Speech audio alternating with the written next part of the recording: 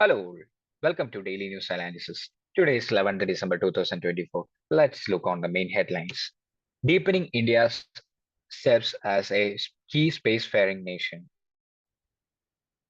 Sambal and the perils of judicial aviation. Ends without means.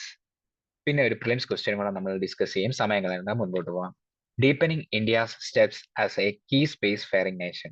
GS3 വരുന്ന ടോപ്പിക്കാണ്. കൂടുതൽ specific ആയിട്ട് പറയുകയാണെങ്കിൽ സയൻസ് ആൻഡ് ടെക്നോളജി, സ്പേസ് സെക്ടറും ഒക്കെ ആയിട്ട് ബന്ധപ്പെട്ട് വരുന്ന ഒരു ടോപ്പിക്കാണ്. അപ്പൊ നമുക്ക് ഇതിനകത്ത് പറയുന്നത് എന്താണെന്ന് വെച്ച് കഴിഞ്ഞാൽ മെയിൻ ആയിട്ട് റീയൂസബിൾ റോക്കറ്റ്സിനെ കുറിച്ച് ഇസ്രോയുടെ നെക്സ്റ്റ് ജനറേഷൻ ലോഞ്ച് വെഹിക്കിൾ എന്ന് പറയും.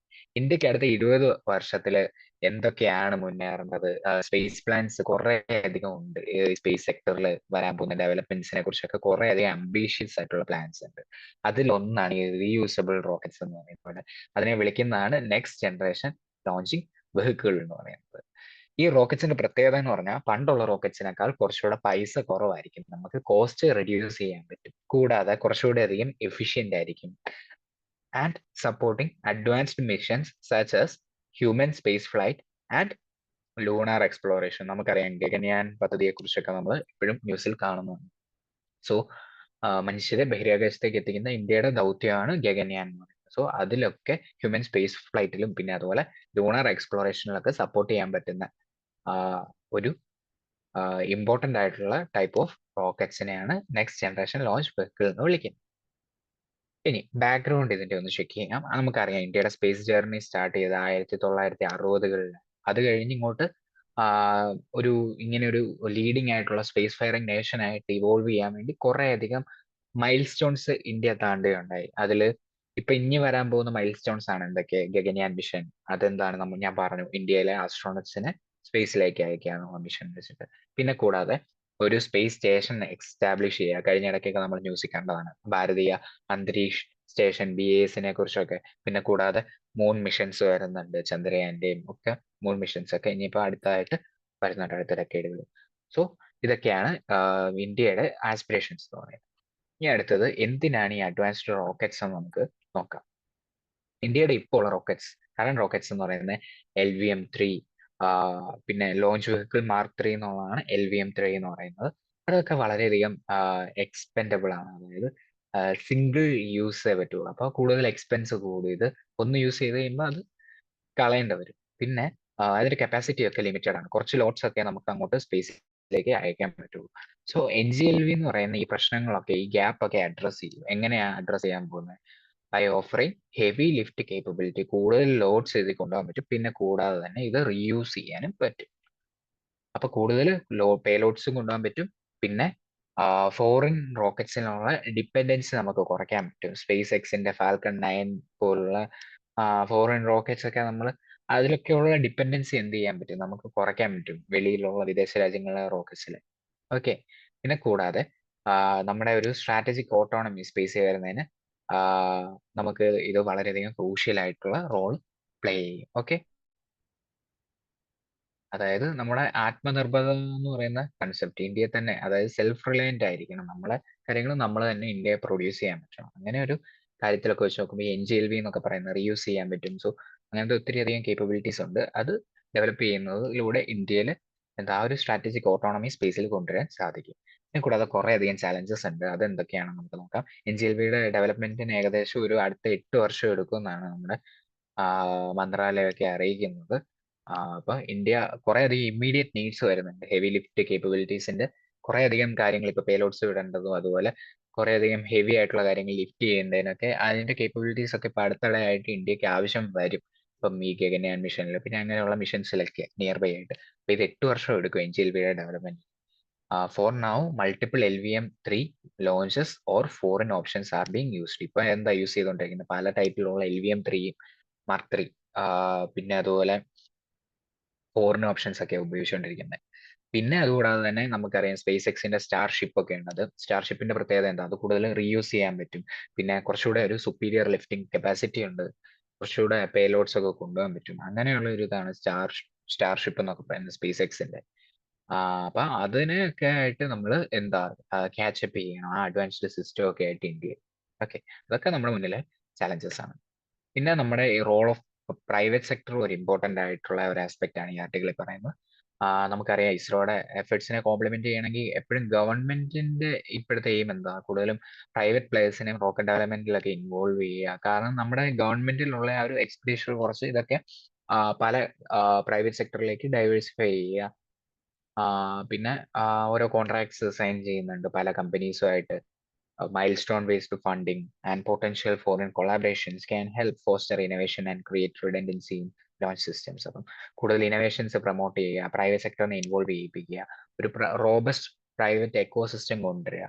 അത് കൊണ്ടുവരുമ്പോൾ എന്ത് സംഭവിക്കും, നമുക്ക് ഒത്തിരി ഡിലേസ് നമുക്ക് കുറയ്ക്കാൻ പറ്റും. ഗവൺമെന്റിന്റെ കാര്യത്തിലൊക്കെ നമുക്ക് എന്താ കുറേ ഡിലേസ് വരാൻ ചാൻസസ് ഉണ്ട്, എല്ലാം ഗവൺമെന്റിന്റെ മേൽ വെക്കുകയാണെങ്കിൽ. അപ്പൊ നമുക്ക് ആ ഡിലേസ് ഒക്കെ നമുക്ക് കുറച്ചു കൊണ്ടുവരാൻ പറ്റും. പിന്നെ കൂടാതെ നമുക്ക് ടെക്നോളജിക്കൽ ഗ്രോത്തിനുള്ള കോസ്റ്റും നമുക്ക് പ്രൈവറ്റ് സെക്ടറിൽ വരുമ്പോഴത്തേനും നമ്മുടെ ഗവൺമെന്റിന്റെ മേലുള്ള കോസ്റ്റ് ഒക്കെ നമുക്ക് കുറയ്ക്കാൻ സാധിക്കും.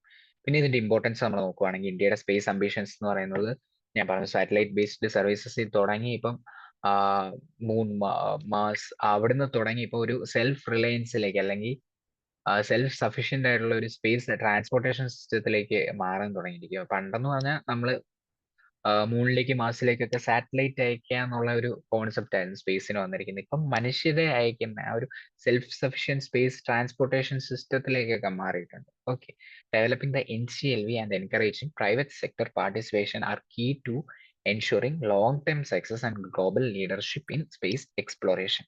സ്പേസ് എക്സ്പ്ലോറേഷന് ഒരു ഗ്ലോബൽ ലീഡർഷിപ്പ് വരണമെങ്കിൽ ഈ പറയുന്ന കാര്യങ്ങളൊക്കെ ഒരു ലോങ് ടൈമിൽ സക്സസ്ഫുൾ ആകണമെങ്കിൽ NCLV പോലുള്ള കാര്യങ്ങൾ നമ്മൾ ഡെവലപ്പ് ചെയ്യുകയും പിന്നെ അതുപോലെ പ്രൈവറ്റ് സെക്ടറിന്റെ പാർട്ടിസിപ്പേഷൻ പ്രൊമോട്ട് ചെയ്യുകയും ചെയ്യണം. സോ രണ്ട് ആസ്പെക്ട് ആയിരുന്നു ഈ ആർട്ടിക്കിളിൽ കവർ ചെയ്തത്. നെക്സ്റ്റ് ജനറേഷൻ ലോഞ്ച് വെഹിക്കിളിനെ കുറിച്ച് NGLV കുറിച്ചും ഡിസ്കസ് ചെയ്തു. പിന്നെ കൂടാതെ നമ്മുടെ റോൾ ഓഫ് പ്രൈവറ്റ് സെക്ടറിനെ കുറിച്ചും ഡിസ്കസ് ചെയ്തു. ഇത് നമുക്ക് നോക്കാം. ജസ്റ്റ് പ്രൈവറ്റ് സെക്ടറിന്റെ കാര്യം പറഞ്ഞുകൊണ്ട് ഞാൻ കുറച്ച് അഡീഷൻസ് കൂടെ കൊടുത്തിട്ടുണ്ട്. More than 300 Indian entities have send 440 applications to.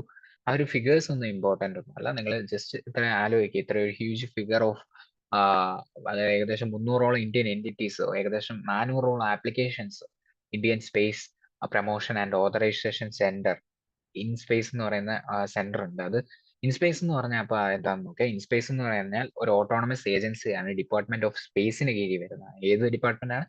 Department of space. കാരണം സ്പേസുമായിട്ട് ബന്ധപ്പെട്ട കാര്യങ്ങളാണല്ലോ. അതുകൊണ്ട് ഡിപ്പാർട്ട്മെന്റ് ഓഫ് സ്പേസ് DOSന് കീഴിൽ വരുന്ന ഒരു ഓട്ടോണമസ് ആയിട്ടുള്ള ഒരു സ്വയംഭരണമായിട്ടുള്ള ഒരു ഏജൻസിയാണ് ഇൻസ്പേസ് എന്ന് പറയുന്നത്. ഇത് എന്തിനാ ഫോം ചെയ്തേക്കുന്നതെന്ന് ചോദിച്ചാൽ കുറച്ചുകൂടെ പ്രൈവറ്റ് പ്ലെയേഴ്സിന്റെ പാർട്ടിസിപ്പേഷൻ ഒക്കെ ഫെസിലിറ്റേറ്റ് ചെയ്യുക, എനേബിൾ ചെയ്യുക, അതിനു വേണ്ടിയാണ് നമ്മുടെ ഇൻസ്പേസ് എന്ന് പറയുന്ന ഏജൻസി രൂപം കൊണ്ടേക്കുന്നത്. ഇത് രൂപം കൊണ്ടേക്കുന്ന സ്പേസ് സെക്ടർ റിഫോംസ് 2020 ഭാഗമായിട്ടാണ്. അപ്പം ഈ ഇൻസ്പേസിൽ ഒത്തിരി ആപ്ലിക്കേഷൻസ് എത്തിയിട്ടുണ്ട്, ഏകദേശം 300ഓളം ഇന്ത്യൻ എൻറ്റിറ്റീസിന്റെ. എന്തിനാന്ന് ചോദിച്ചു കഴിഞ്ഞാൽ for assistance in space sector. അവര് വില്ലിംഗ് ആണ് അസിസ്റ്റ് ചെയ്യാൻ വേണ്ടി സ്പേസിലെ കാര്യങ്ങൾക്ക്.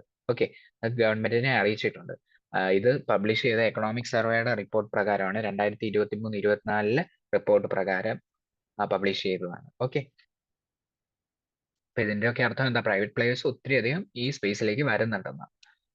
പിന്നെ കൂടാതെ എക്കണോമിക് സർവേ കുറച്ച് കാര്യങ്ങൾ കൂടെ ഹൈലൈറ്റ് ചെയ്യുന്നുണ്ട്. അതിലൊന്നാണ് ഒത്തിരി അധികം എൻറ്റിറ്റീസ് പ്രൈവറ്റ് സെക്ടറിൽ സാറ്റലൈറ്റ് ഡെവലപ്മെന്റിനും പിന്നെ അതുപോലെ ഓപ്പറേഷൻസ് സെക്ടറിലും ഒക്കെ കാര്യങ്ങൾക്കൊക്കെ കോപ്പറേറ്റ് ചെയ്യാനായിട്ട് അല്ലെങ്കിൽ കൊളാബറേറ്റ് ചെയ്യാനുള്ള വില്ലിങ്നെസ് അറിയിച്ചിട്ടുണ്ട്. അത് കുറെ അധികം എക്സാമ്പിൾസ് ഇവിടെ കൊടുത്തിട്ടുണ്ട്. പിക്സൽ സ്പേസ്, ദിഗന്താര, പിന്നെ ധ്രുവ സ്പേസ്, അസിസ്റ്റ, BSC എയറോസ്പേസ്. ഇത് കുറച്ചധികം കമ്പനീസ്. പിന്നെ നമ്മുടെ ടാറ്റയുടെ അഡ്വാൻസ്ഡ് സിസ്റ്റംസ് ലിമിറ്റഡ് എന്ന് പറയുന്ന കമ്പനിയുണ്ട്. ഇത് മെയിൻ ആയിട്ട് ഈ രണ്ട് കമ്പനീസ് ഓർക്കുക താഴെയുള്ളത്. 2022 ഹൈദരാബാദ് ബേസ്ഡ് ആയിട്ടുള്ള Skyroot Aerospace private limited. ഇത് നമ്മൾ ആ സമയത്തെ വാർത്തകളിലൊക്കെ നമ്മൾ ഒത്തിരി കണ്ടിട്ടുള്ള സ്കൈ റൂട്ട് എയറോസ്പേസ് നമ്മുടെ തന്നെ പല DNA-യിലും നമ്മൾ പറഞ്ഞിട്ടുണ്ടെന്ന് എനിക്ക് തോന്നുന്നത്. Okay, Hyderabad based Skyroot Aerospace private limited എന്ന് പറയുന്ന ഒരു കമ്പനിയാണ് സ്കൈ റൂട്ട്. അവര് ചെയ്തത് എന്താന്ന് പറഞ്ഞാൽ അവരെ ആണ് ആദ്യത്തെ പ്രൈവറ്റ് പ്ലെയർ എന്ന് പറയുന്നത്, ഇന്ത്യയിലെ ആദ്യത്തെ പ്രൈവറ്റ് പ്ലെയർ ആണ്. എന്തിൽ വന്ന private player to launch its rocket വിക്രം-S. നമ്മൾ അന്ന് ന്യൂസിൽ കണ്ടത് വിക്രം-S എന്നൊക്കെ പറയുന്നത്. ഇതൊരു സബ് ഓർബിറ്റൽ ലോഞ്ച് വെഹിക്കിൾ ആണ്. ഇത് ആദ്യമായിട്ടാണ് ഒരു പ്രൈവറ്റ് പ്ലെയർ ഇങ്ങനെ ഒരു റോക്കറ്റ് ലോഞ്ച് ചെയ്യുന്നത്. ഒരു sub orbital launch vehicle Vikram S എന്നാണ് അതിന്റെ പേര്. അത് ലോഞ്ച് ചെയ്യുന്നത്. അത് ലോഞ്ച് ചെയ്ത് Skyroot Aerospace private limited ആണ്. ഈ 2024 നമ്മൾ ഇതും കണ്ടത്, ഇത് കഴിഞ്ഞ ഇടയ്ക്ക് ന്യൂസിലൊക്കെ ഉണ്ടായിരുന്നു, അഗ്നികുൾ കോസ്മോസിനെ കുറിച്ച്. അഗ്നികുൾ കോസ്മോസ് പ്രൈവറ്റ് ലിമിറ്റഡ് എന്ന് പറയുന്നത് ഒരു ചെന്നൈ ബേസ്ഡ് ആയിട്ടുള്ള ഒരു കമ്പനിയാണ്. അവരുടെ പ്രത്യേകത എന്ന് പറഞ്ഞാൽ അവരാണ് ലോകത്തിലെ ആദ്യത്തെ fully 3D printed engine rocket. അത് world's first rocket with a fully 3D printed engine rocket. അത് വിക്ഷേപിക്കുന്നത് നമ്മുടെ ഈ അഗ്നികുൾ കോസ്മോസ് എന്ന് പറയുന്ന പ്രൈവറ്റ് കമ്പനിയാണ്, ചെന്നൈ ബേസ്ഡ് ആയിട്ടുള്ള. So from the country's first private launch pad called Dhanush. Dhanush എന്ന് പറയുന്നത് ഒരു ഫസ്റ്റ് പ്രൈവറ്റ് ലോഞ്ച് പാഡും കൂടെയാണ്. അവിടെ നിന്നാണ് worlds first rocket with a fully 3D printed engine rocket. അത് വിക്ഷേപിക്കുന്നത് ഒരു പ്രൈവറ്റ് കമ്പനിയാണ്. ഓക്കെ, ആ ഫസ്റ്റ് പ്രൈവറ്റ് ലോഞ്ച് പാഡ് എന്ന് പറയുന്നത് ധനുഷ് ആണ്. അത് എസ്റ്റാബ്ലിഷ് ചെയ്തേക്കുന്നത് ശ്രീഹരിക്കോട്ടയിലാണ്. ഒരു പ്രൈവറ്റ് കമ്പനിയാണ് അത് എസ്റ്റാബ്ലിഷ് ചെയ്തേക്കുന്നത്. ഓക്കെ, ഇത്ര കാര്യങ്ങൾ നമുക്ക് നോക്കാം. പിന്നെ ഇത് കുറച്ചൊരു ഫിഗേഴ്സ് ആണ്, മെയിൻ ആൻസറിലൊക്കെ കൊടുക്കാൻ പറ്റുന്നതാണ്. ഇന്ത്യയുടെ സ്പേസ് എക്കോണമി എന്ന് പറയുന്നത് ഏകദേശം $8 ബില്യൺ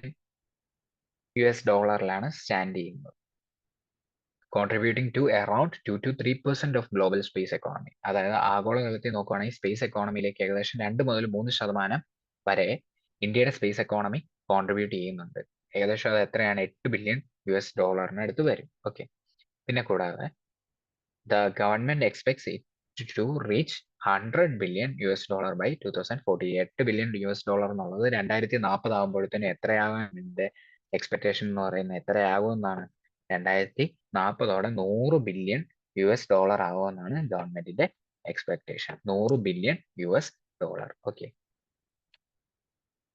ഈ സമ്പൽ and the perils of judicial evasion എന്ന് പറയുന്ന ഒരു ആർട്ടിക്കിൾ ഉണ്ടായിരുന്നു. GS2 വരുന്ന ഒരു ആർട്ടിക്കിളാണ്. Sambal and the perils of judicial evasion. The article talks about how the judiciary in India sometimes avoids making clear decisions on sensitive issues, which can create uncertainty and leading to problems. ഇത് main ആയിട്ട് പറയുന്നത് എന്താണ്? Judicial ഇവേഷനെ കുറിച്ചോ അല്ലെങ്കിൽ judicial ഇനാക്ഷനെ കുറിച്ചൊക്കെയാണ്. പല കാര്യങ്ങളിലും higher judiciary പലപ്പോഴും silent ആയിട്ടിരിക്കുന്നതിനെ കുറിച്ചും അല്ലെങ്കിൽ ഇനാക്റ്റീവ് ആയിട്ടിരിക്കുന്നതിനെ കുറിച്ചാണ് സംസാരിക്കുന്നത്. അതിനൊരു എക്സാമ്പിൾ പറയുന്നതാണ് ഇവിടെ സമ്പൽ മസ്ജിദ് കേസ് എന്ന് പറയുന്നത്. അപ്പം ഇത് ഒരു എക്സാമ്പിൾ ആയിട്ട് ഇവിടെ ഈ ആർട്ടിക്കിൾ സജസ്റ്റ് ചെയ്യുകയാണ്. നമുക്ക് എന്താണെന്ന് നോക്കാം. അതിന് മുന്നേ ഇതിന്റെ ഒരു ബാക്ക്ഗ്രൗണ്ട് നമ്മൾ ചെക്ക് ചെയ്യുമ്പോൾ നമുക്ക് വരുന്ന ഒരു ആക്ട് ആണ്, പഠിക്കാൻ പറ്റുന്ന ഒരു ആക്ട് ആണ് the places of worship act 1991 എന്ന് പറയും. ഇതൊരു ലോ ആണ്. പ്ലേസസ് ഓഫ് വർഷിപ്പ് ആക്ട് 1991 എന്ന് പറയുന്നത് ഈ നിയമം ഇന്ത്യൻ പാർലമെന്റ് ഒരു പീസും ഹാർമണിയും ഒക്കെ മെയിൻറ്റെയിൻ ചെയ്യാൻ വേണ്ടി, പല റിലീജിയനും ഇടയിലുള്ള പീസും ഹാർമണിയും മെയിൻറ്റെയിൻ ചെയ്യാൻ വേണ്ടി നമ്മുടെ ഇന്ത്യൻ പാർലമെന്റ് പാസ്സാക്കിയ ഒരു നിയമമാണ് the places of worship act 1991 എന്ന് പറയുന്നത്. ഈ ആക്ടിന്റെ മെയിൻ ഐഡിയാസ് എന്ന് പറഞ്ഞു കഴിഞ്ഞാൽ റിലീജിയസ് സൈറ്റ് ഒക്കെ പ്രൊട്ടക്ട് ചെയ്യുക. അതിൽ കുറച്ച് പ്രൊവിഷൻസ് പറയുന്നുണ്ട്. The law States that the religious nature of any place of worship as it existed on August 15, 1947, India's Independence Day cannot be changed. ആ സമയത്ത് എങ്ങനെയാണോ ഇൻഡിപെൻഡൻസ് ഡേയുടെ ആ ദിവസം എങ്ങനെയായിരുന്നു ആ ഒരു റിലീജിയസ് നേച്ചർ എക്സിസ്റ്റ് ചെയ്ത പോലെ തന്നെ അത് ചേഞ്ച് ചെയ്യാൻ പറ്റത്തില്ല. ആ സമയത്തെ റിലീജിയസ് നേച്ചർ എന്താണോ അതേപോലെ തന്നെ ആയിരിക്കണം എന്നാണ് പറയുന്നത്. അതിൽ മാറ്റം വരാനോ ഒന്നും പാടില്ല എന്ന് പറയുന്നത്.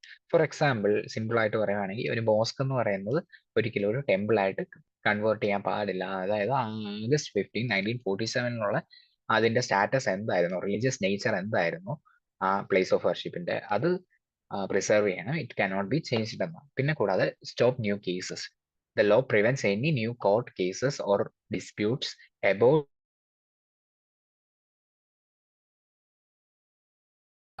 August 15, 1947. പുതിയ കേസ് ഒന്നും വരാൻ പാടില്ല കോടതിയിൽ.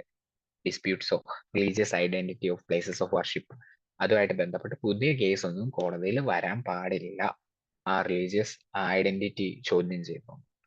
പിന്നെ പണിഷ്മെന്റ് ഓഫ് വയലേഷൻസ്.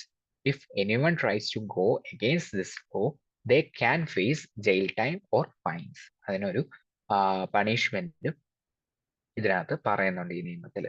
ഈ ലോ പാസ് ആയിരിക്കുന്നത് നമ്മൾ പറഞ്ഞു ഹിസ്റ്റോറിക്കൽ ഡിസ്പ്യൂട്ട്സ് ഒക്കെ അല്ലെങ്കിൽ ആ ഒരു conflict based on historical disputes അത് പ്രിവെന്റ് ചെയ്യാനാണ് റിലീജിയസ് സൈറ്റിന് മേലുള്ള. Okay, it was also a response to the political use of such disputes to divide communities and gain votes. ആ ഒരു പൊളിറ്റിക്കൽ യൂസ് ഓഫ് ഒരു കമ്മ്യൂണലിസം അത് കുറയ്ക്കാനൊക്കെ വേണ്ടിയാണ് ഇങ്ങനെ ഒരു നിയമം പാസ്സാക്കിയത്. ഈ ലോ ശരിക്കും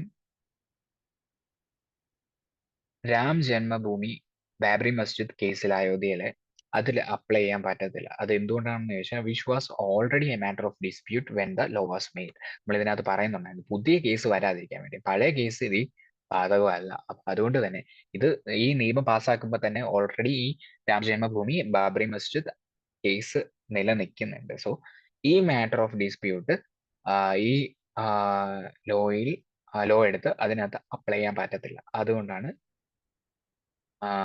ഈ ലോ അതിൽ അപ്ലൈ ചെയ്യാൻ പറ്റാത്തത്. കാരണം നമ്മൾ തൊട്ട് മുന്നേ പറഞ്ഞു പുതിയ കേസ് വരാതിരിക്കാൻ വേണ്ടി. പഴയ കേസാണ് ഈ രാം ജന്മഭൂമി ബാബറി മസ്ജിദ് ആയ കേസ് എന്ന് പറയുന്നത്. ഈ നിയമം പാസ്സാകുന്നതിന് മുന്നേ തന്നെ ആ കേസ് നിലനിൽക്കുന്നുണ്ട്, അല്ലെങ്കിൽ ആ ഒരു ഡിസ്പ്യൂട്ട് നിലനിൽക്കുന്നുണ്ട്. ആ ഒരു ഡിസ്പ്യൂട്ട് നേരത്തെ നിലനിൽക്കുന്നതുകൊണ്ട് അത് ആപ്ലിക്കബിൾ ആകുന്നില്ല. What happened in the Sambhal Masjid case? നമുക്ക് എന്താ സമ്പൽ മസ്ജിദ് കേസിൽ സംഭവിച്ചതെന്ന് നമുക്ക് നോക്കാം. സമ്പൽ മസ്ജിദ് കേസ് എന്ന് പറയുന്നത് ഒരു ഡിസ്പ്യൂട്ട് ആയിരുന്നു about the religious identity of A mosque in സമ്പൽ. സമ്പൽ എന്ന് പറയുന്നത് ഉത്തർപ്രദേശിലുള്ള ഒരു സ്ഥലമാണ്.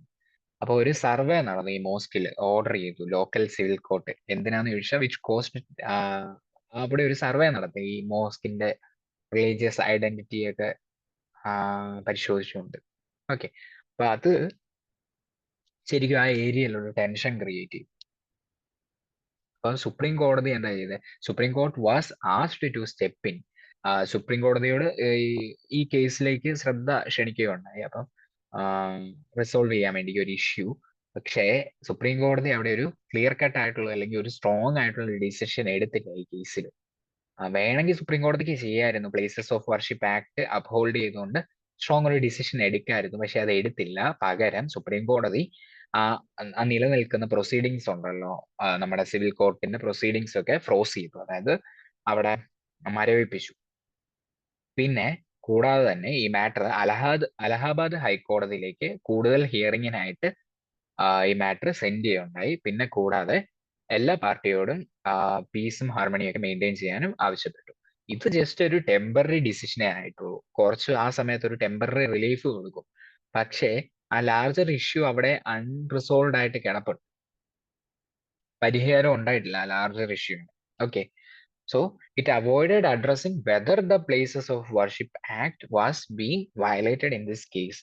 അപ്പം അത് കോർട്ട് എന്താ അഡ്രസ് ചെയ്തില്ല, ഈ places of worship act violate ചെയ്തോ ആ കാര്യമൊന്നും അവിടെ കോർട്ട് അഡ്രസ് ചെയ്തിട്ടില്ല ഈ കേസിൽ.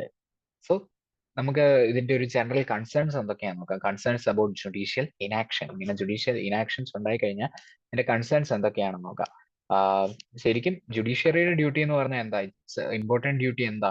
Decide on crucial issues to uphold justice and maintain social harmony. അപ്പം ഇത് എന്ത് സംഭവിക്കും? By delaying and avoiding decisions the court risk creating uncertainty. അവിടെ എന്താ ഇങ്ങനെ ഒരു ഇനാക്ഷൻ വരുന്ന സമയത്ത് അവിടെ ഒരു അൺസർട്ടനിറ്റി ഉണ്ടാവും. കോർട്ട് കൃത്യമായിട്ടുള്ള ഒരു ഡിസിഷൻ കൊടുക്കുന്നില്ല, ക്ലിയർ ആയിട്ടുള്ളത്. പിന്നെ കൂടുതൽ കൺഫ്യൂഷനിലേക്കും കോൺഫ്ലിക്റ്റിലേക്കും ഒക്കെ ഇതപ്പം നയിക്കും. ഓക്കെ, പിന്നെ കൂടാതെ ലോയെ അണ്ടർമൈൻ ചെയ്യും. എങ്ങനെയാണെന്ന് ചോദിച്ചാൽ the places of worship act was meant to stop disputes about historical religious sites.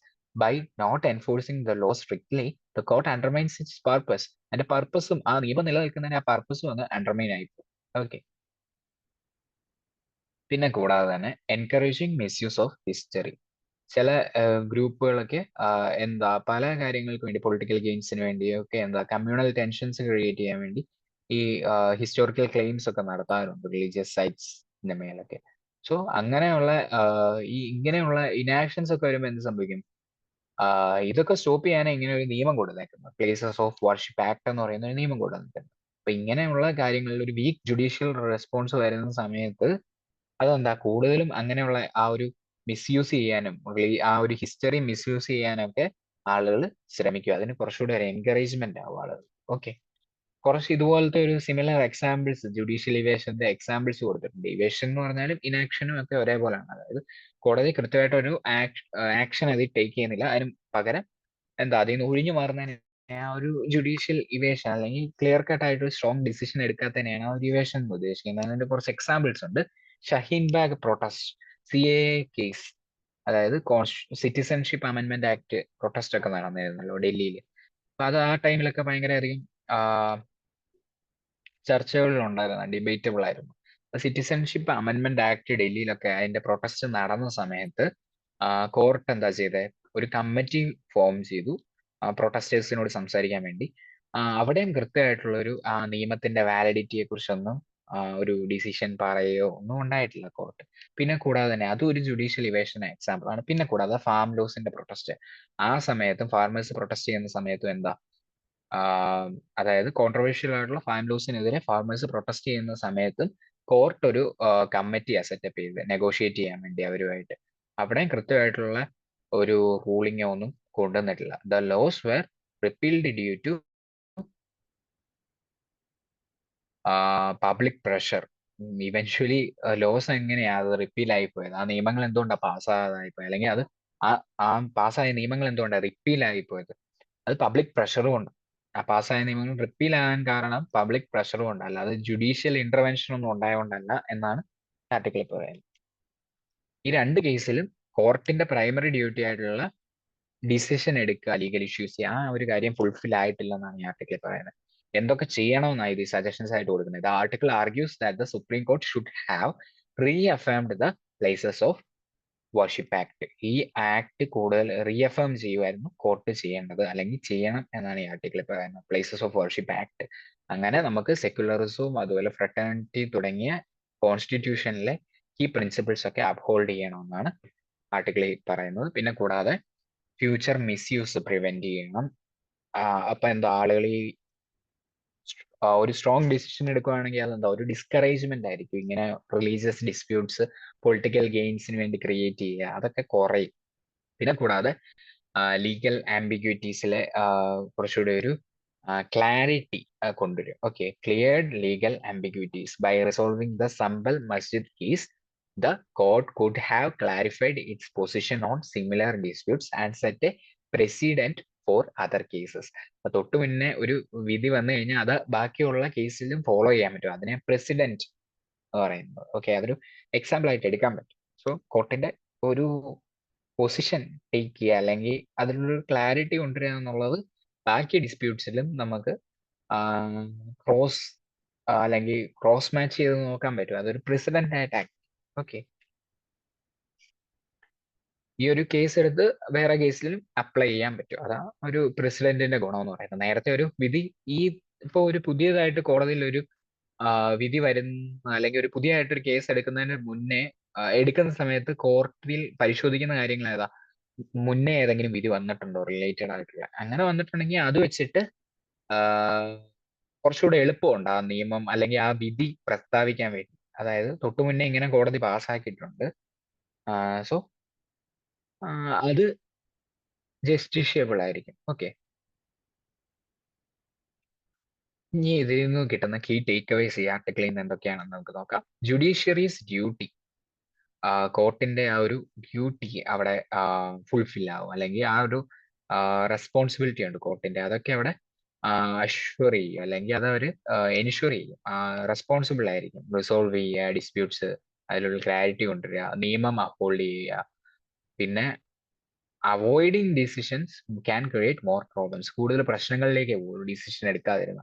പിന്നെ കൂടാതെ പ്ലേസസ് ഓഫ് വർഷിപ്പ് ആക്ടിന്റെ ഇമ്പോർട്ടൻസ് കൂടും. ഈ ലോ പീസും പിന്നെ അതുപോലെ പീസ് എൻഷുർ ചെയ്യാനും പിന്നെ അതുപോലെ കമ്മ്യൂണൽ ടെൻഷൻസ് പ്രിവെന്റ് ചെയ്യാനൊക്കെ എസെൻഷ്യൽ ആയിട്ടുള്ള ഒരു നിയമമാണ്. അപ്പൊ അതിന്റെ ഇമ്പോർട്ടൻസ് കൂടി വരും. പിന്നെ കൂടാതെ need for judicial will, supreme കോടതി കുറച്ചുകൂടി ഒരു ഡിറ്റർമിനേഷൻ കാണിക്കും in addressing sensitive issues to protect constitutional values like secularism and equality. കാര്യങ്ങളൊക്കെ കൂടുതൽ അപ്ഹോൾഡ് ആവും constitutional values. The upcoming hearing on the act is an opportunity for the supreme court to correct its approach and strengthen trust in the judiciary by making decisive and fair judgments. ഇനി വരാൻ പോകുന്ന hearing ഒക്കെ എന്താ, ഈ act പ്രകാരം വരാൻ പോകുന്ന hearing ഒക്കെ സുപ്രീം കോടതിക്ക് ഒരു കറക്റ്റ് ചെയ്യാനും പിന്നെ അതുപോലെ കുറച്ചുകൂടെ ട്രസ്റ്റ് സ്ട്രെങ്തൻ ചെയ്യാനും ഒക്കെ ഉള്ള ഒരു ഓപ്പർച്യൂണിറ്റി ആയിട്ട് കാണാം എന്നാണ് ഈ ആർട്ടിക്കിളിൽ പറയുന്നത്. ഓക്കെ, കൂടുതലായിട്ട് ജുഡീഷ്യറി ഡിസിസീവും പിന്നെ അതുപോലെ ഫെയർ ആയിട്ടുള്ള ജഡ്ജ്മെന്റ്സ് ഒക്കെ എടുക്കാൻ സഹായിക്കും എന്നാണ് ഈ ആർട്ടിക്കിൾ പറയുന്നത്. ഈ അടുത്തത് വേറൊരു ആർട്ടിക്കിൾ ഉണ്ടായിരുന്നു, എൻസ് വിതൗട്ട് മീൻസ് എന്ന് പറഞ്ഞ്. ഇത് UGC ഒക്കെ ആയിട്ട് ബന്ധപ്പെട്ട ഒരു ആർട്ടിക്കിൾ ആണ്. സോ അത് GS2വിനകത്ത് പ്രോബ്ലംസ് റിലേറ്റഡ് ടു എഡ്യൂക്കേഷൻ, അത് മെയിൻ ആയിട്ട് ഹയർ എഡ്യൂക്കേഷന്റെ കാര്യമാണ് ഇതിൽ വരുന്നത്. അപ്പൊ അതുമായിട്ട് റിലേറ്റഡ് ആയി GS2 വരുന്ന ഒരു ടോപ്പിക് ആയിരുന്നു. The draft UGC regulations for 2024 propose significant reforms to India's higher education system. നമുക്കറിയാം ഈ UGC റെഗുലേഷൻസ് വന്നിരിക്കുന്നത് എന്തുമായിട്ട് അലൈൻ ചെയ്താ മെയിൻ ആയിട്ട് നാഷണൽ എഡ്യൂക്കേഷൻ പോളിസി 2020 ആയിട്ട് അലൈൻ ചെയ്തിട്ടാ. അപ്പൊ ഈ UGCയുടെ റെഗുലേഷൻസ് പ്രകാരം ആ ഡ്രാഫ്റ്റിൽ എന്തൊക്കെയായിരുന്നു, കുറെ അധികം റിഫോം കൊണ്ടിരുന്നു. അതായത് ബൈ ആനുവൽ അഡ്മിഷൻസ്, നമുക്കറിയാം വിദേശത്തൊക്കെ എന്താ രണ്ട് ഇൻടേക്ക് ഒക്കെ കാണും മേജർ ആയിട്ട്, ഫെബ്രുവരി ഇൻടേക്ക് പിന്നെ അതുപോലെ സെപ്റ്റംബർ ഇൻടേക്ക്. വിദേശത്തൊക്കെ പോകുന്നവർക്ക് അറിയാം. അപ്പൊ ബൈ ആനുവൽ അഡ്മിഷൻസ്, ഒരു വർഷം തന്നെ 2 തവണ അഡ്മിഷൻ എടുക്കാൻ, 2 അഡ്മിഷൻ ഓപ്പണിംഗ് ഫേസസ് ഉണ്ടാവും. ഏത് ഇതിൽ വേണമെങ്കിലും അഡ്മിഷൻ എടുക്കാം. പിന്നെ അതുപോലെ അപ്പൊ എന്താ അവിടെ ഒരു ഇയർ ലോസ് ഒന്നും ഉണ്ടാകുന്നില്ല. ഒരു വർഷത്തിന് വേണ്ടി അഡ്മിഷൻ എടുക്കാൻ അടുത്ത ഒരു വർഷം വരെ വെയിറ്റ് ചെയ്യേണ്ട വരുന്നില്ല. ഓക്കെ, അടുത്ത ഇൻടേക്കിന് അഡ്മിഷൻ എടുക്കാൻ പറ്റും. പിന്നെ കൂടാതെ സ്റ്റുഡൻസിന് ഇതിനകത്ത് കുറെ ഫ്ലെക്സിബിലിറ്റി ഒക്കെ ഉണ്ടാകും. വിദേശം പോലെ തന്നെ ഡിസിപ്ലിൻസ്, ഇഷ്ടമുള്ള ചോയ്സസ് എടുക്കാം. അതായത് ഇപ്പം പണ്ടത്തെ പോലെ 4 ഇയർ UG പ്രോഗ്രാം ഒക്കെ വരുമ്പോൾ നമുക്കറിയാം കൂടുതലും കോംപ്ലിമെന്ററി ആയിട്ടല്ല സബ്ജക്ട് വരുന്നത്, മേജർ മൈനർ എന്നുള്ള ഒരു ആസ്പെക്റ്റിലാണ്. നമുക്ക് മൈനർ ആയിട്ട് ഇഷ്ടമുള്ള ഏതിന്ന് വേണമെങ്കിലും എടുക്കാം. പിന്നെ കൂടാതെ മൾട്ടി ഡിസിപ്ലിനറി ആയിട്ടുള്ള കോഴ്സസ് എടുക്കാം, MDCs എന്നൊക്കെ പറയും. അപ്പൊ ഇതൊക്കെ ഈ പുതിയ എഡ്യൂക്കേഷൻ സിസ്റ്റത്തിന്റെ പ്രത്യേകതകൾ. പിന്നെ കൂടാതെ opportunities for multiple degrees simultaneously. Credit bank ആണെന്ന് നമുക്കറിയാം. അപ്പം ഏറ്റവും കൂടുതൽ ക്രെഡിറ്റ് കിട്ടുന്നോ, അല്ലെങ്കിൽ നമുക്കൊരു ഡിഗ്രി അക്വയർ ചെയ്യാനുള്ള ക്രെഡിറ്റോ എത്ര സബ്ജക്റ്റ് നമ്മൾ എടുക്കുന്നോ ആ സബ്ജക്റ്റിന് നമുക്ക് ആ ഡിഗ്രീസ് വേണമെങ്കിൽ നമുക്ക് സെപ്പറേറ്റ് ആയിട്ട് എടുക്കാം. ഇപ്പൊ ഉദാഹരണത്തിന് ഞാൻ എക്കണോമിക്സിന് ജോയിൻ ചെയ്തു. എന്റെ മൈനർ ആയിട്ട് ഞാൻ ചൂസ് ചെയ്തേക്കുന്ന ഹിസ്റ്ററിയുമാണ്, പിന്നെ അതുപോലെ പൊളിറ്റിക്സും ആണ്. അപ്പൊ എനിക്ക് ഹിസ്റ്ററിയിലും എക്കണോമിക്സിന്റെ അത്ര തന്നെ ക്രെഡിറ്റ് വേണമെങ്കിൽ എനിക്ക് പല കോഴ്സുകൾ ചെയ്തോ, ഈ പല പുറത്തുനിന്ന് സ്വയം പോലുള്ള പോർട്ടൽ വഴിയൊക്കെ ചെയ്തിട്ട് ഈ അക്കാഡമിക് ക്രെഡിറ്റ് ബാങ്കിലേക്ക് എനിക്ക് ആഡ് ചെയ്യാനൊക്കെ സാധിക്കും. ഈ ആഡ് ചെയ്യുമ്പം ഇത്ര ക്രെഡിറ്റ് വരുവാണെങ്കിൽ നമുക്ക് എന്താ അതൊരു മേജർ ആയിട്ട് തന്നെ അത് ഷിഫ്റ്റ് ആകും. നമ്മുടെ ഡിഗ്രി എന്ന് പറയുന്നത് എക്കണോമിക്സ് കൂടാതെ തന്നെ നമുക്ക് എന്തൊക്കെ ഡിഗ്രി കിട്ടും, നമുക്ക് ഹിസ്റ്ററിയുടെയും പിന്നെ അതുപോലെ പൊളിറ്റിക്സിന്റെ ഒക്കെ ഡിഗ്രി നമുക്ക് വേണമെങ്കിൽ മേജർ ആയിട്ട് തന്നെ കിട്ടാൻ സാധിക്കും. അങ്ങനെയൊക്കെ കുറെ ഓപ്ഷൻസ് ഉണ്ട്. ഈ ചേഞ്ചസ് ഒക്കെ ന്യൂ അല്ലെങ്കിൽ നാഷണൽ എഡ്യൂക്കേഷൻ പോളിസി 2020 ആയിട്ട് അലൈൻ ചെയ്തിട്ടാണ് വന്നേക്കുന്നത്. ഇത് ഒരു ഗ്ലോബൽ സ്റ്റാൻഡേർഡ്സ് കൊണ്ടുവരിക എഡ്യൂക്കേഷൻ സിസ്റ്റത്തിൽ, പിന്നെ അതുപോലെ ഹൈബ്രിഡ് ലേണിംഗ് പ്രോത്സാഹിപ്പിക്കുക, സ്കിൽ ബേസ്ഡ് എഡ്യൂക്കേഷൻ കൊണ്ടുവരിക. ഇതൊക്കെ ഇതിന്റെ ഒരു എയിമാണ്. പിന്നെ കൂടാതെ ഇത് ഇംപ്ലിമെന്റ് ചെയ്യുമ്പോൾ കുറെ അധികം സിസ്റ്റമിക് ആയിട്ടുള്ള ചലഞ്ചസ് ഉണ്ട്. ആ സിസ്റ്റത്തിൽ കുറെ ചലഞ്ചസ് ഉണ്ട്. എക്സാമ്പിൾ പറയുകയാണെങ്കിൽ ഫാക്കൽറ്റീസ് ഒക്കെ പല കോളേജസിലും ഇപ്പൊ ഇൻസഫിഷ്യന്റ് ആണ്. ഈ 4 ഇയർ UG പ്രോഗ്രാം ഒക്കെ വന്നപ്പോൾ പ്രത്യേകിച്ച് പല മൈനർ പഠിപ്പിക്കുന്ന, ചിലപ്പം ആ കോളേജ് മേജർ ആയിട്ട് ഇല്ലാത്ത സബ്ജക്റ്റ് ആയിരിക്കും മൈനർ ആയിട്ട് കുട്ടികളെ ചൂസ് ചെയ്യുന്നത്. അപ്പൊ മൈനർ പഠിപ്പിക്കാനൊക്കെ മൈനർ ചിലപ്പോൾ അവിടെ പോസ്റ്റ് ഗ്രാജുവേഷന് മാത്രമേ കാണുള്ളൂ. അപ്പൊ ആ സമയത്തൊക്കെ എന്താ അവിടെ അധ്യാപകര് പോസ്റ്റ് ഗ്രാജുവേഷനിൽ പഠിപ്പിക്കുന്നവർ വേണം ഈ കുട്ടികളുടെ മൈനർ ഹാൻഡിൽ ചെയ്യാൻ വേണ്ടി, UGക്കാരുടെ. അപ്പൊ അവിടെ ഒരു ഫാക്കൽറ്റി ഷോർട്ടേജസ് ഉണ്ടാവും. പിന്നെ കൂടാതെ തന്നെ അണ്ടർ ഫണ്ടഡ് ആയിട്ടുള്ള ഇൻസ്റ്റിറ്റ്യൂഷൻസ്, അതായത് പലപ്പോഴും ഫണ്ടുകൾ കിട്ടാറില്ല, ഫണ്ട് ഇല്ലായിരിക്കും പൊതുവെ. പിന്നെ കൂടാതെ ഇതൊക്കെ ഇംപ്ലിമെന്റ് ചെയ്യുമ്പോൾ പല ഫണ്ടിങ്ങിന്റെ ഇഷ്യൂസ് വരും അല്ലെ. അധ്യാപകർക്ക് ശമ്പളം കൊടുക്കണം, ഇൻഫ്രാസ്ട്രക്ചർ ഡെവലപ്പ് ചെയ്യണം. പിന്നെ ഇപ്പോഴും സിസ്റ്റത്തിൽ കുറെ ഔട്ട്ഡേറ്റഡ് ആയിട്ടുള്ള റെഗുലേഷൻസ് ഉണ്ട്. ഇപ്പം അറ്റൻഡൻസിന്റെ കാര്യവും ഒക്കെ കാര്യങ്ങളൊക്കെ ഇപ്പൊ പലയിടത്തും ഒത്തിരി റെഗുലേഷൻസ് ഉണ്ട്. അതൊക്കെ കുറെ മാറേണ്ട കാര്യങ്ങളായി, കുറെ അധികം ഇവോൾവ് ചെയ്യണം പുതിയ സിസ്റ്റത്തിലേക്ക് പൂർണ്ണമായിട്ട് മാറണമെങ്കിൽ. പിന്നെ കൂടാതെ കുറെ ട്രഡീഷണൽ ആയിട്ടുള്ള റെസിസ്റ്റൻസ് ഉണ്ട് ഈ പുതിയ ചേഞ്ചസിലേക്ക് മാറാനും ഒക്കെ ആയിട്ട്. ഓക്കെ, പിന്നെ കുറെ നല്ല ആശയങ്ങളുണ്ട്. ഞാൻ തൊട്ട് മുന്നേ പറഞ്ഞാൽ അക്കാഡമിക് ബാങ്ക് ഓഫ് ക്രെഡിറ്റ്, പിന്നെ അതുപോലെ ഫ്ലെക്സിബിൾ ആയിട്ടുള്ള ലേണിംഗ് ഓപ്ഷൻസ്, ഇതൊക്കെ പ്രോമിസിങ് ആണ്. പക്ഷേ ഇൻഅഡക്വേറ്റ് ആയിട്ടുള്ള ഇൻവെസ്റ്റ്മെന്റും പിന്നെ reduced budget allocation four higher education, ഇതൊക്കെ ഒരു ത്രെട്ടായിട്ട് ഇപ്പോഴും നിൽക്കുന്നുണ്ട് ഇതിന്റെ എഫക്റ്റീവ് ആയിട്ടുള്ള ഇംപ്ലിമെന്റേഷൻ. സക്സസ് നമുക്ക് കൊണ്ടുവരാൻ സാധിക്കും. എങ്ങനെയൊക്കെയാണ് addressing these resource and infrastructure gaps, ഇതൊക്കെ അഡ്രസ് ചെയ്യുന്നതിലൂടെ നമുക്ക് സക്സീഡ് ചെയ്യാൻ സാധിക്കുമെന്നാണ് ഈ ആർട്ടിക്കിളിൽ പറയുന്നത്. പിന്നെ കൂടാതെ ഒരു പ്രിലിംസ് ക്വസ്റ്റ്യൻ കൂടെ ഞാൻ ഇവിടെ ഇട്ടിട്ടുണ്ട്, എല്ലാവരും ഒന്ന് അറ്റംപ്റ്റ് ചെയ്ത് നോക്കുക. Consider the following statements regarding India space program and the next generation launch vehicle NGLV. 1. NGLV is designed to replace the LVM-3 geosynchronous satellite launch vehicle MK3 and will offer reusability features to significantly reduce cost. The NCLV will have a payload capacity 3 times higher than the LVM-3, enabling heavier and more ambitious missions. India's space missions include building its own space station and expanding human space flight missions to the moon by the end of the next decade. Which of the statements given above is or are correct? Option A, 1 and 2 only. Option B, 2 and 3 only. Option C, 1 and 3 only. Option D, 1, 2 and 3. എല്ലാവരും വായിച്ചിട്ട് ഇതിന്റെ ഉത്തരം ഒന്ന് comment ബോക്സിൽ type ചെയ്യുക. എല്ലാവർക്കും മനസ്സിലായെന്ന് വിശ്വസിക്കുന്നു. സോ ഇമ്പോർട്ടന്റ് ആയിട്ടുള്ള ഇന്നത്തെ ന്യൂസ് ഒക്കെ നമ്മൾ കവർ ചെയ്തു. Happy learning. അടുത്ത ദിവസം കാണുമ്പോഴേക്കും നന്ദി, നമസ്കാരം.